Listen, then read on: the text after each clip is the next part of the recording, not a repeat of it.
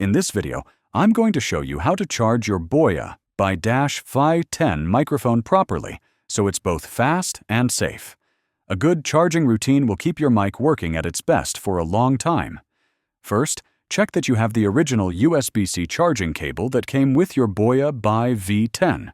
Using the original cable helps maintain charging speed and protects the battery.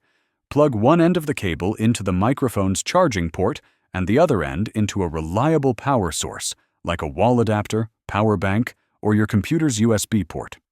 When charging, make sure the microphone is turned off. This helps it charge faster and reduces strain on the battery. You'll see a small indicator light come on, usually red, to show it's charging. Once the light turns off or changes color, often green, it means the battery is full. Avoid overcharging by unplugging the cable once it's fully charged. Also, try not to let the battery drain completely before charging, as this can shorten its lifespan. Follow these tips, and your BOYA by V10 will stay ready for clear, reliable audio. If this video helped you, please like and subscribe to the channel for more gear tips.